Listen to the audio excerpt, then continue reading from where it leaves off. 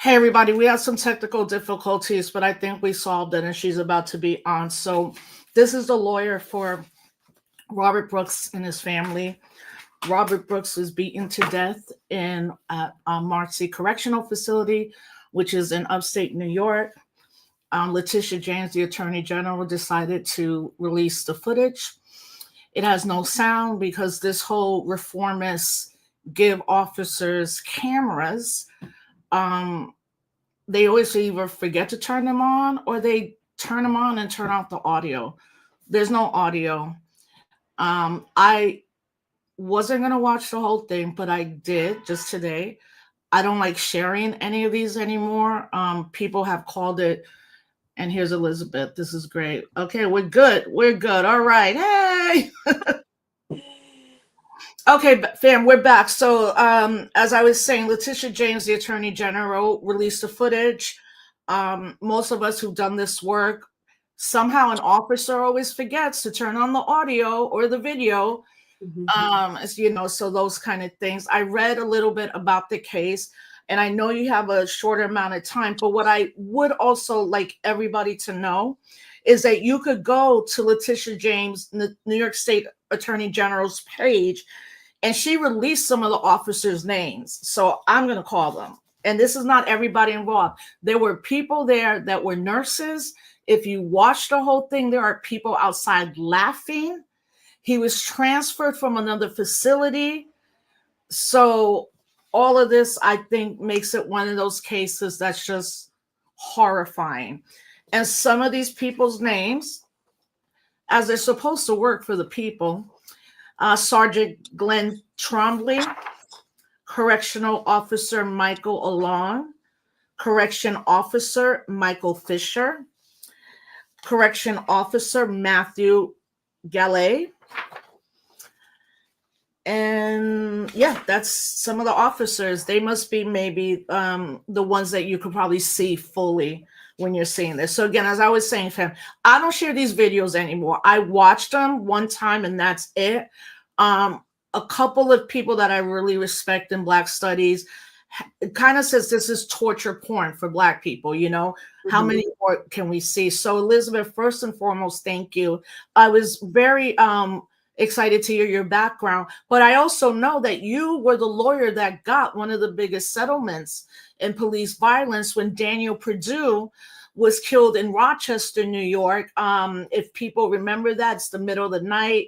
He's running. They stop him. They put a hood over him, and he dies. And I know you worked with the family, and this is the kind of work you are doing. So first, thank you for being here. What should we be knowing that we're going to learn soon? But you, as the lawyer for the family, what is it that? Well, how do you break down the case that you're seeing in front of you right now? Sure. I mean, I think kind of like you said, this is just a horrific act of violence at the hands of the state towards a person in state custody. And it's just extremely disturbing and upsetting. I think it's very hard to watch that video. And I also have a lot of conflicted feelings about it being spread and disseminated. I think the family right now, it feels that it's important to be out there. So that people know what happens. I think I've just in the past couple of days, I've seen some responses from formerly incarcerated folks. And I know we've gotten a lot of calls from people who have spent time at Marcy and other prison facilities saying that watching this video has just brought tears to their eyes. And they, that it kind of validates the things that they've been saying all along happens, but no one believes. So I think that that is sort of one very important aspect of the fact that this was caught on video, apparently accidentally caught on video.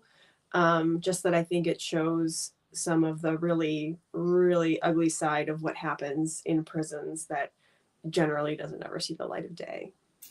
Yeah, and for folks that live in New York or know New York, there's even this thing where some people don't even know New York is a state. Like New York City is a part of New York, but the amount of correctional facilities that we have here, for folks that live in upstate New York, all the way from here to Plattsburgh, like we've seen some of these other cases of people being beat to death by correctional officers. I don't think we've seen it in a long time, and we definitely not seen it with just such a clear picture. Like you're looking at it and you're like, when is one person gonna say stop?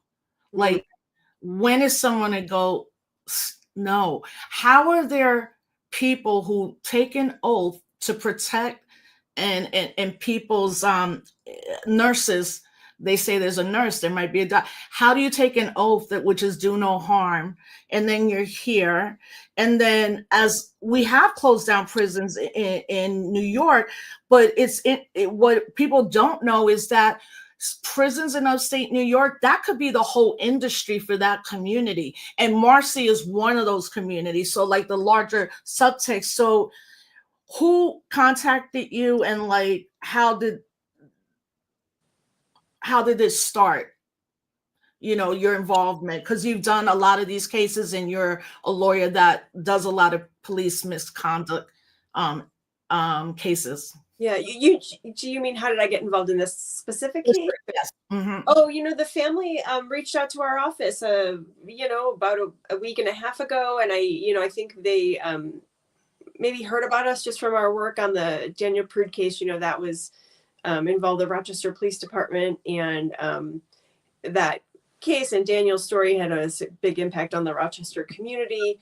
And, the family, Mr. Brooks's family is in Rochester. And so I think that was sort of just how they came across our names. Yeah. So since these videos were released a couple of days ago, what has been the response from the family right now?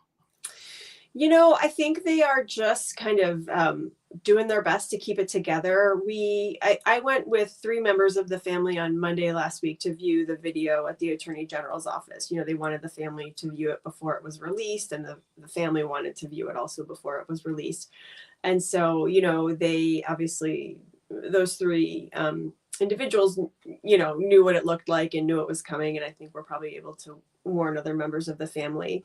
I think that day that it came out was just really hard, to kind of just have all that imagery out there, but also knowing it felt important for them for it to be out there. And then on Saturday the family had a funeral, and I think that was also difficult, but good to kind of have the broader support of their friends and the extended community and the religious community. So yeah, I think they're kind of just taking it day by day at this point. Tonight there's a Rochester and a rally and a vigil in Rochester, and I believe that some members of the family are there too, and I hope that they're sort of receiving and feeling support of the community. Yeah, earlier today here in Albany, there was a rally in front of the governor's mansion, Governor Kathy Hochul. There was one in front of her office in New York City. Then tonight in Rochester, and now I'm seeing particularly like upstate New York from Albany to, Hudson, Albany, Utica, Plattsburgh, Oneida, like all these places where there are also Black people live up here in upstate New York. And the thing with here is we often don't, those that have been harmed or killed don't often get this coverage because it's not New York City. But then those of us who live here, we're like, this happens a lot, the violence, and not just in the sheriff's in prisons or in jail, because about a month ago, there's an African-American man that was killed here in Albany, New York, in the prison. Mm-hmm. And the only thing we've heard is that they're investigating it. So, to see the country rallying around, it's good, and see activists and organizers. So what I've read that 14 people have been either fired or laid off. Can you give us, for all those people in that room, what do you know about? The report I saw was from last weekend, the Attorney General's office, I think it was reported in it's at the Times Union, the paper in Albany. Mm-hmm.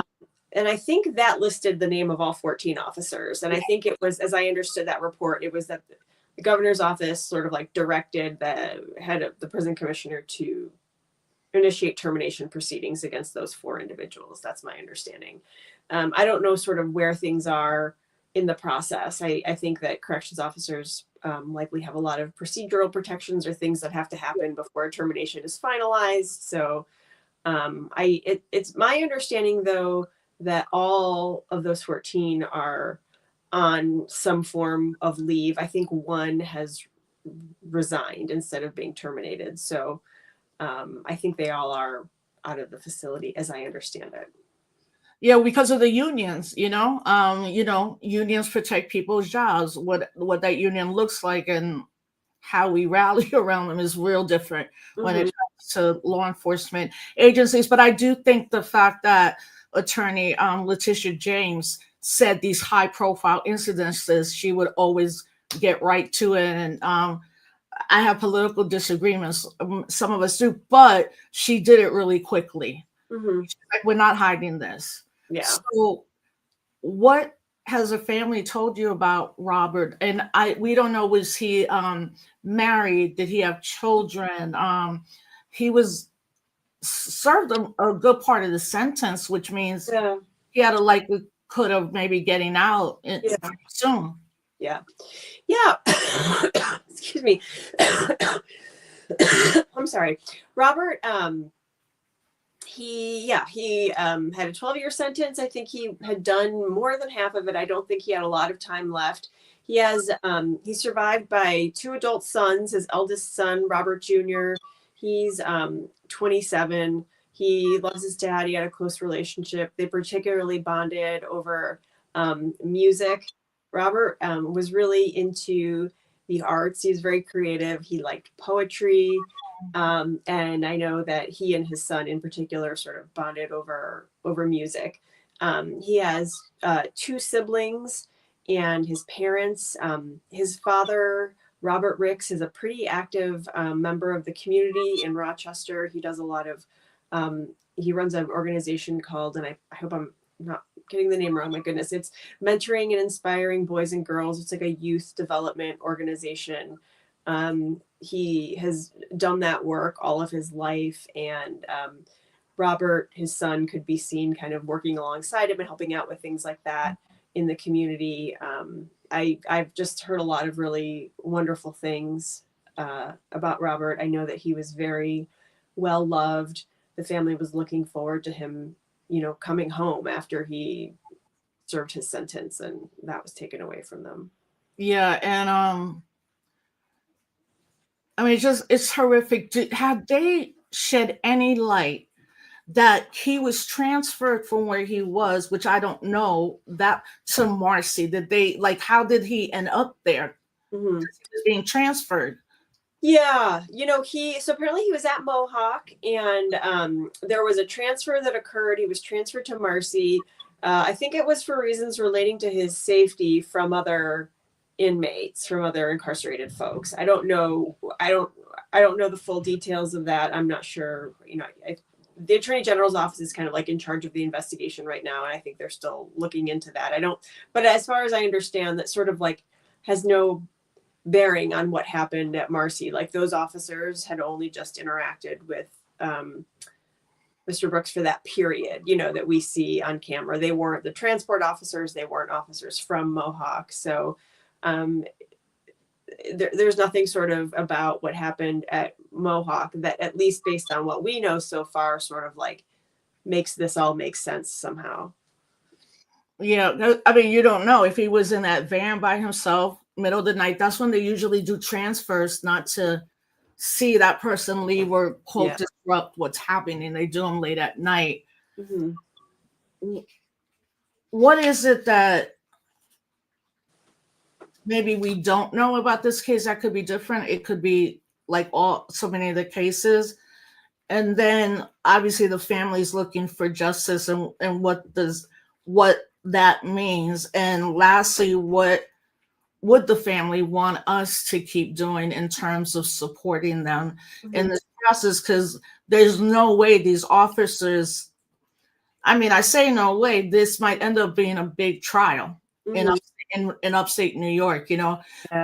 I tell people sometimes trials get moved here from New York City, but that's not the case here. It's Rochester. Most likely, if it goes all the way, they're going to try to do a venue change, just like when Amadou Diallo was murdered almost 25 years ago. They took the case out of the Bronx and moved it here to Albany, New York, and that's where a lot of us started our work on that. I mean, if it goes to trial, I mean, I don't know how it cannot, unless, what indictments might look like. And that's where we're at right now. Like right now, all we know is the officers, 14 have been let go. They're probably at home with the CEOs. They got their lawyers.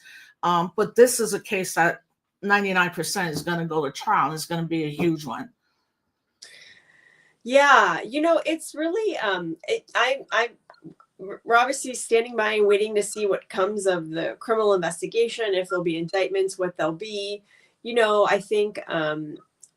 I think those processes are important, but I just know from my own experience sort of doing this past work that the criminal justice system doesn't always deliver the kind of justice that people want, or that feels right to folks. And so, I think the family is going to be pursuing their own civil rights claims against the officers. And I think one thing that's also going to be important for us is sort of finding out, who other than the 14 people who show up on that camera have some responsibility here, because, I think other people we don't see. Yeah. Or, I mean, just like, how did, this is clearly this is part of a culture, this is not what you see on the video. Those guys don't look like they're doing that. This is the first time they've ever done that, Yeah. And how come, now we're hearing these reports that there have been other complaints, other suits against these officers. Yeah. There's information coming out about past kind of like audits that have been done at the facility about the culture. It sounds like, this didn't come out of nowhere. These officers were allowed to do this. The system was in some way condoning it or allowing it. And I think that's also a question we want to answer and hope to pursue in civil litigation. Yeah, this article, one of the ones, it says at least 3 of the officers had already been involved in other and accused of assault. Mm-hmm. And I find like overwhelmingly the police we usually see are white men. Obviously, there's men of color that beat people to death too. But this is what happens. It's almost like when you think about sexual assault. Most men do not assault and rape women, but they keep doing it because nothing happens and they're not accountable. And the union, the correctional officers union, so, but even if they were removed, there were, like you said, there are 12 other people. And right now it's saying the FBI Albany field office and Department of Justice. Well, look, with the administration coming in, there's going to be nothing from the FBI or the Department of Justice. And I think we have to be honest with that as organizers. Like, we cannot wait on the federal government. We need to be supporting this family right now. And we need to support organizations. There's 2 in New York, Alliance for Families. And then up here in Albany, it's called a movement to free elder prisoners. But if these people are not accountable, why would they ever change their behavior? Or if they can go to another facility, so as we wrap up, because I know you're so busy, and I hope to keep talking through this case. And also, if it stays in Rochester, I'm going to cover the case. Mm-hmm. And do what I can do as a people's journalist. But what would you want to tell our audience right now what we should be doing? Like, sometimes you gotta be like, slow down. Yeah. And for organizers, it's like, no, let's go. Yeah. But always respecting the family's wishes. Yeah. I think it's for me, it feels a little tough to say like, oh, this is the policy change X, Y, or Z that needs to happen based on this incident, because we're still, learning like why, how this came to be. I do know that broadly speaking, the family wants Robert's death to not have been in vain. I think they see this as like, okay, this is, and particularly the response to it, like, this is a sign that things really need to change. And I think that broadly speaking, like, yes, that absolutely needs to happen. There's been lots of people working, you know, towards criminal justice reform and doing good work, you know, before Robert was killed. And so I think, you know, I personally would like to, you know, see this be part of broader change. The family wants there to be some purpose in this, you know, to kind of help make some sense, lead to some change. And so I don't know exactly what that looks like right now, but I know that's something that the family really wants to come of this.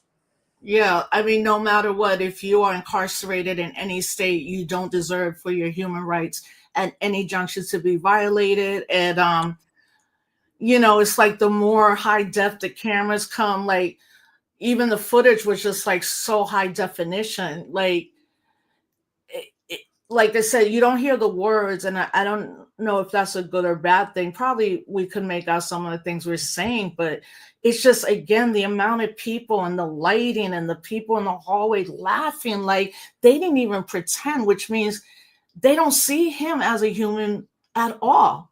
Mm-hmm. You know, and who are these officers that keep getting raises and all these kind of things? So, you know, New York and Cali, the big states, like people can rally around. I also urge people, right, to know this is probably happening in some correctional facility in a small community that we're never gonna know. Yeah. So luckily they have a lawyer like you, and thank you for being here. I'll probably meet you soon in Rochester. Thank you for being there with the family when if they are ready to tell their story. We just want to be there as organizers and activists to make sure they have all the support they need. So I really appreciate this interview. I think when a lot of us saw it here in Albany, we were kind of together as friends, and then it's like, damn, even on Christmas, like even though it didn't happen on Christmas, that happened weeks before, but it's just like with the holiday season, you're just like this family and his sons and everything. But I'm glad that you're doing the case. I read about you with Daniel Perdue, and as the family say, it's not the money, but it's about the accountability. It's about them getting some form of justice, that this has to end.